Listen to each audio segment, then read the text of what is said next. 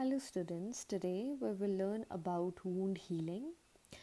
As we all know, ये हमारे दो टाइप के होते हैं, acute और chronic wound. तो हम इसे इस तरीके से पढ़ेंगे. जो हमारा acute wound होगा वो मेनली 3 तरीके से हो सकता है, ट्रॉमा, सर्जरी, बर्न. तो इसका एक फॉलोइंग पैटर्न होता है. एक्सपेक्टेड इसका जो टाइम फ्रेम रहता है कि वो 2 से 4 हफ्ते में खुद ब खुद ठीक हो जाएगा. ये मैंने आपको भी एग्जांपल दे दिया है, या तो सर्जिकल इंसीजन की वजह से हो जाएगा, या माइनर कोई कट लग जाएगा, या कोई भी फर्स्ट डिग्री बर्न हो जाएगा. सो सेकेंडली हम पढ़ते हैं क्रॉनिक वूंड्स. क्रॉनिक वूंड्स की जो हमारी हीलिंग है वो नॉर्मल एक्यूट वूंड्स की तरह नहीं होती है. इसको हील होने में ज़्यादा से ज़्यादा 2 या 3 महीने या उससे भी ज़्यादा टाइम लग सकता है.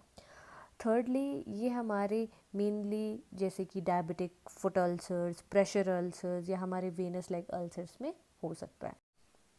तो अब हम 4 फेजेस पढ़ेंगे वुंड हीलिंग के. सबसे पहला जो फेज़ है वो आता है हमारा होम्योस्टेसिस. तो ये हमारी बॉडी जो रिस्पॉन्स करती है इमीडिएटली इंजरी में, जैसे कि हमारी जो ब्लड वेसल्स है उसे कंस्ट्रक्ट कर लेगी, वहाँ पे प्लेटलेट्स जाके एग्रीगेट कर देंगे ताकि वहाँ पे क्या हो, ब्लड लॉस कम हो और वहाँ पे एक क्लॉट की फॉर्मेशन कर देंगे. सो सेकेंडली हम पढ़ेंगे जो कि है हमारा इन्फ्लेमेशन. इन्फ्लेमेशन जैसे ही हमें इंजरी होती है, जो हमारे वाइट ब्लड सेल्स है वो सबसे पहले तो हमारे वुंड को क्लीन करेंगे, जितने भी हमारी डेब्रिस है उसको रिमूव करेंगे, जितने भी वहाँ पे पैथोजेंस आए होंगे उन्हें भी साफ़ करेंगे, जिससे हमारा क्या दिखता है, हमारी रेडनेस, स्वेलिंग, हीट, पेन, क्योंकि जो हमारे WBCs है वो हमारा काम करना स्टार्ट करते हैं. तो ये उसके कैरेक्टरिस्टिक्स है. जो हमारा थर्ड फेज़ होगा वो क्या होगा, वहाँ पे हमारे क्या होगा, जहाँ पे हमारा वूंड है वहाँ पे हमारी न्यू टिश्यू की फॉर्मेशन हो जाएगी, एंजियोजेनेसिस हो जाएगी, मतलब हमारी जो नई ब्लड वेसल्स है उनकी फॉर्मेशन हो जाएगी वहाँ पे. और क्या होगा, फिब्रियोब्लास्ट क्या करेगा, हमारा कोलेजन प्रोडक्शन करेगा वहाँ पर. जो हमारा फोर्थ फेज़ है वो है हमारा मैचुरेशन फेज़. मैचुरेशन फेज़ इन सभी फेजेस में सबसे लंबा फेज़ होता है, क्योंकि यहाँ पे जो हमारे कोलेजन फाइबर है वो स्ट्रेंथन होते हैं, इंक्रीज़ करते हैं वहाँ की स्ट्रेंथ, हील करते हैं टिश्यू को, स्कार टिश्यू फॉर्म करते हैं, जो कि क्या करता है, हमारा टाइम लगता है, कभी कभी मंथ्स या फिर कई सालों भी लग जाए. So now we will understand what are the factors that are affecting wound healing. सो सबसे पहला आता है हमारा एज. जितनी ज़्यादा हमारी एज होगी उतनी ज़्यादा जो हमारी वुंड हीलिंग है वो स्लो होगी, क्योंकि हमारी बॉडी में अब जो सेलुलर एक्टिविटी है वो डिक्रीज़ हो चुकी होती है, क्योंकि जो हमारा इम्यून रिस्पॉन्स है वो रिड्यूस हो चुका होता है. सेकेंडली हमारा न्यूट्रिशन, क्योंकि अगर हम एडिक्वेट प्रोटीन नहीं लेंगे, वाइटमिन्स नहीं लेंगे, स्पेशली C और A, मिनरल्स नहीं लेंगे जो कि क्रूशल होते हैं हमारे वुंड हीलिंग के लिए, और जो हमारा माल न्यूट्रिशन है जो कि इम्पेयर करता है हमारे कोलेजन प्रोडक्शन के लिए या कोलेजन सिंथेसिस के लिए. थर्डली हमारा आता है diabetes. High blood glucose level होगा, इस वजह से क्या होता है, हमारा जो सर्कुलेशन है उसमें इम्पेयरमेंट आती है, हमारे नर्व्स प्रॉपरली फंक्शन नहीं कर पाते हैं, हमारी जो इम्यूनिटी है, क्योंकि जिन जिन लोगों को डायबिटीज़ होता है उनकी इम्यूनिटी क्या होती है, वीक हो जाती है, जिस वजह से हमारी जो वुंड हीलिंग प्रोसेस है वो जल्दी नहीं होती है. और भी कई सारी कंडीशंस है जैसे कि अनीमिया, किडनी डिजीज़ेज़, जो कि क्या करता है, हमारी बॉडी में जो ब्लड सप्लाई है वो प्रॉपरली नहीं होती है, जिस वजह से क्या है, हमारा वुंड हीलिंग प्रॉपरली नहीं हो पाता है.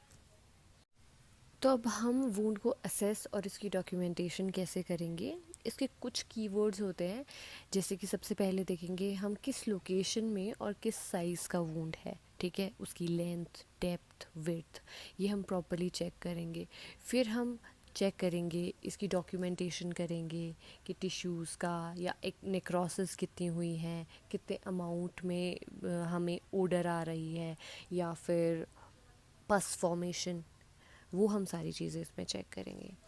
उसके बाद हम चेक करेंगे जो वूंड के बाद उसके ऊपर जो हमारी नई लेयर आई है, जिसे हम पेरी वूंड स्किन कहते हैं, उसे हम चेक करेंगे कि उसमें कितनी रेडनेस है, उसमें साइन ऑफ इन्फेक्शन तो नहीं है, वो हम सारी चीज़ें चेक करेंगे. उसके बाद हमने चेक करना है कि पेशेंट को कितना पेन है, हम उनकी पेन मैनेजमेंट किस तरीके से करें, उस तरीके से हम उसकी स्ट्रैटेजी बनाएंगे। और लास्टली हम डॉक्यूमेंटेशन चेक करेंगे, ठीक है। उसमें प्रॉपरली हमने डिटेल्ड अमाउंट, जो भी हमारे ऊपर के पॉइंट्स थे, उसकी हमने एक डिटेल्ड समरी बनानी है और चेक करना, क्रोनोलॉजिकल ऑर्डर में ही हमें ये सारी चीज़ें बनानी है जिस तरीके से हमारे की पॉइंट्स है। चेक करेंगे हम केयर, प्रोटेक्शन, और हम ये सारी चीज़ें जितनी भी हमें ट्रीटमेंट प्रोवाइड करवाना है पेशेंट को, वो सारी चीज़ें हम देखेंगे वुंड असेसमेंट में। अब इसके बाद हम देखेंगे कि हम मैनेजमेंट कैसे करेंगे वुंड की। सबसे पहले जो भी हमारे टॉपिकल एजेंट्स हैं ट्रीटमेंट के टाइमिंग पे, जैसे कि कोई भी antiseptic solution, normal saline, hydrogen peroxide, जो भी हमारा बीटाडीन सोल्यूशन, एंटीबायोटिक सोल्यूशन, जैसे कि जिनमें हम जेटामाइसिन या न्यूस्पोरिन प्रोवाइड करते हैं, हम वुंड पे प्रॉपरली हम उसके जितने भी डेड टिश्यूज़ है उसको रिमूव करेंगे, ठीक है। उसे प्रॉपर हम ऑइंटमेंट्स प्रोवाइड करवाएंगे। सर्जरी के बाद हम उससे पेन के लिए पेन किलर्स देंगे, एनाल्जेसिक्स देंगे,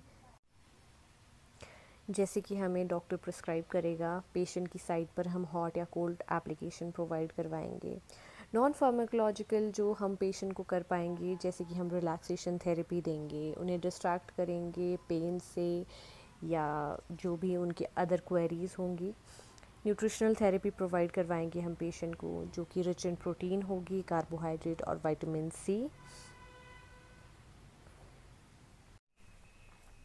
अब इसके बाद हम नर्सिंग मैनेजमेंट क्या प्रोवाइड करेंगे। सबसे पहले तो हमें पेशेंट का बॉडी टेम्परेचर मेंटेन करना है, जिसके लिए हम हर 2 से 4 घंटे में उनका टेम्परेचर चेक करेंगे। उनका जो आसपास का एनवायरनमेंट है उसे हम नॉर्मल टेम्परेचर पर रखेंगे। जितनी भी उनके ऊपर हैवी लेयरिंग क्लोथिंग की होगी या बेड कवर्स की होंगी, उन्हें हम कम रखेंगे। उनके जो लिनन्स है उनको हम कंटिन्यूसली चेंज करते रहेंगे, क्योंकि उन्हें बार बार स्वेटिंग होगी। एनकरेज करेंगे हम पेशेंट को कि ज़्यादा से ज़्यादा फ्लूइड इनटेक करें, क्योंकि स्वेटिंग की वजह से जो उनका फ्लूइड है वो लॉस हो रहा है। और हम पेशेंट को एंटीपायरेटिक्स और एनाल्जेसिक्स प्रिस्क्राइब, जो कि डॉक्टर ने प्रिस्क्राइब किया होगा, वो हम उन्हें एडमिनिस्टर करेंगे। सेकेंडली हम चेक करेंगे कि जो उनका टिश्यू परफ्यूजन हुआ है उसमें कितनी इम्प्रूवमेंट है, जिसके लिए हम बार बार एरिया की असेसमेंट करते रहेंगे। हम चेक करेंगे उसका सरकमफ्रेंस, उसकी पल्स, उनका स्किन का टेम्परेचर कितना है, कैपिलरी रिफिल कितना हो रहा है, सेंसेशन आ रही है उस जगह पे कि नहीं आ रही है, इन्फ्लामेशन अभी भी है कि नहीं है। अप्लाई करेंगे हम वहाँ पे कोल्ड कंप्रेशंस देंगे, जो भी हमारा अफेक्टेड साइट होगी। हम उस एक्सट्रीमिटी को एलिवेट करेंगे जहाँ पर हमारा वुंड होगा। और लास्टली हम चेक करेंगे कि वो एरिया जो हो वो लुब्रिकेटेड हो, प्रोटेक्टेड हो हमारा, ताकि उसमें फर्दर इंजरी ना हो। उस जगह पे हम पेशेंट को कंप्रेशन बैंडेजेस भी प्रोवाइड करवा सकते हैं। और जैसे कि उनकी वुंड में इन्फ्लामेशन हो रही है तो हम उन्हें एंटी इन्फ्लामेटरी एजेंट्स भी प्रोवाइड करेंगे।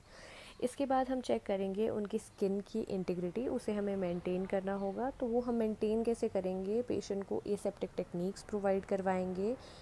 कैसे? वूंड क्लीनिंग की वजह से। और हम पेशेंट की बार बार पोजीशन चेक करेंगे हर 2 घंटे में, अगर पेशेंट बेड रिडन है। उसके अलावा हम पेशेंट का जो वूंड है वो प्रॉपर्ली क्लीन करके नॉर्मल सलाइन से और हाइड्रोजन पेरोक्साइड से हम उसे क्लीन करेंगे। और उसका आसपास का एरिया हम प्रॉपर्ली ड्राई रखेंगे, और जो वूंड है उसको चेक करेंगे कि वो मॉइस्ट रहे। एट लास्ट हम पेशेंट को डाइट रिच देंगे, प्रोटीन की, कार्बोहाइड्रेट की, विटामिन मिनरल्स की, जो कि उसकी वूंड हीलिंग में हेल्प करेगी। Thank you so much for watching this video. अगर आपको मेरा कंटेंट पसंद आ रहा हो तो please do like, share and comment on this video. और अगर आपकी कोई भी क्वेरीज हो तो उसके लिए मैं बहुत ही थैंकफुल होंगी अगर मैं आपके क्वेश्चंस के answer they pi. Thank you so much for watching.